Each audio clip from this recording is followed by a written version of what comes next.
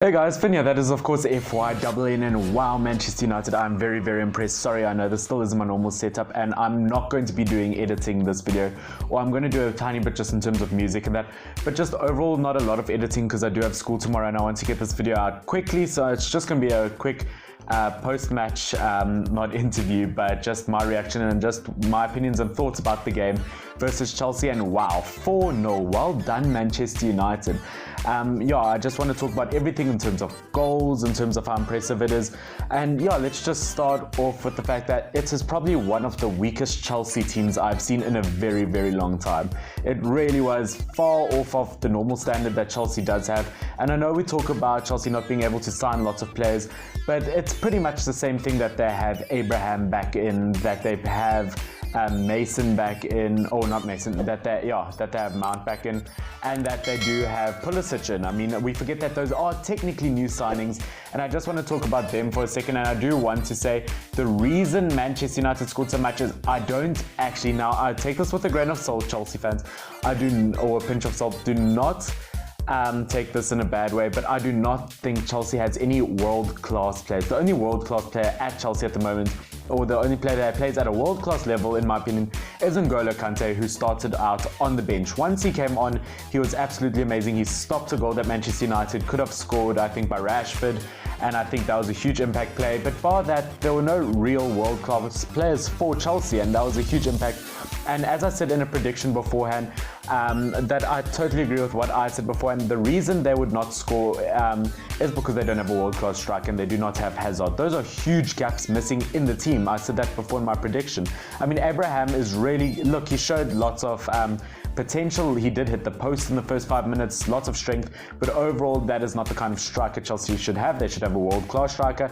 Even I would have started Giroud over Abraham. Look, I know Manchester United have very strong, tall defenders now, that maybe that's what they were looking for Abraham, but just overall I think they needed someone with a bit more experience in the front.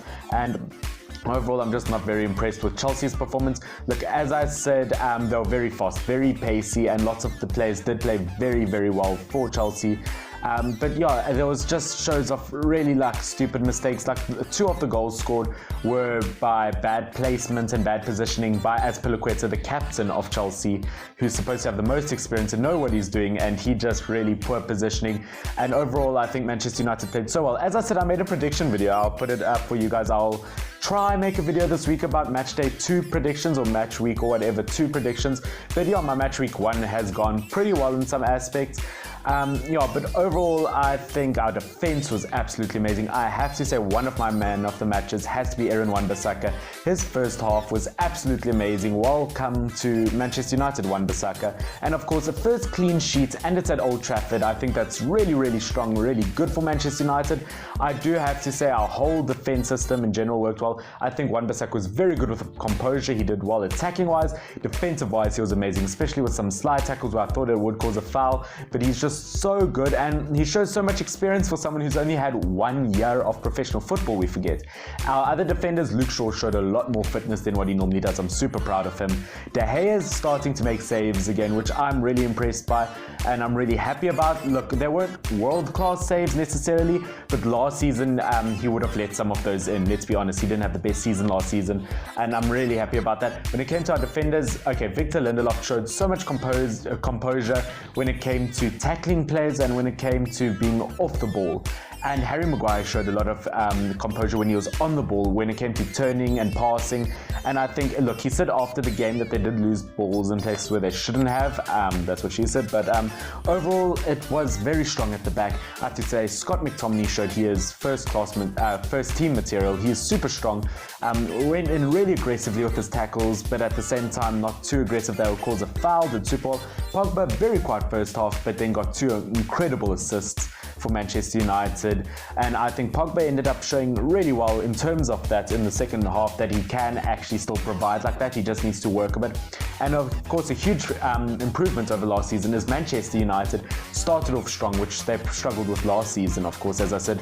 Of course, Anthony Martial scored. I'm very, very happy with that in the number 9 position, with an assist from Andres Pereira, who's also showing a bit of first team quality then. I think he can definitely at least be a first team bench player at the moment.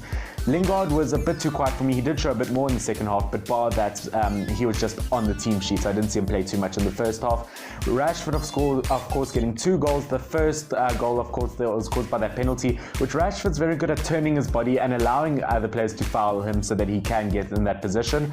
Second goal, very, very good. I'm so happy with Rashford getting those 2 goals in.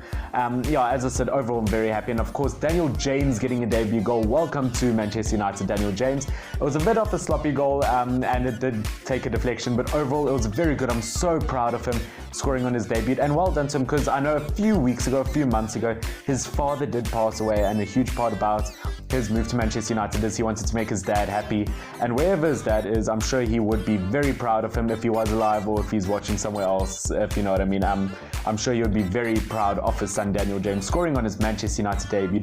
Huge moment for the youngster, and as I said, very happy with Manchester United overall. But Chelsea had way too many problems. As I said, not their strongest team. Kurt Zouma made way too many mistakes. Kovacic, not impressive at all. Pedro showed a lot more fitness than I expected, and I'm very happy with that in terms of them. I think Pedro showed a lot more fitness, and I did say earlier that I think the older players and their experience will show in this game. Now guys, this is just a short video, as I said, but I hope you do like it. Yeah, but this has been Finn, FYNN, and if you did enjoy, don't forget to subscribe and hit that bell to be notified as soon as I do upload videos. This has been Finn, FYNN. Cheers, glory, glory, Man United.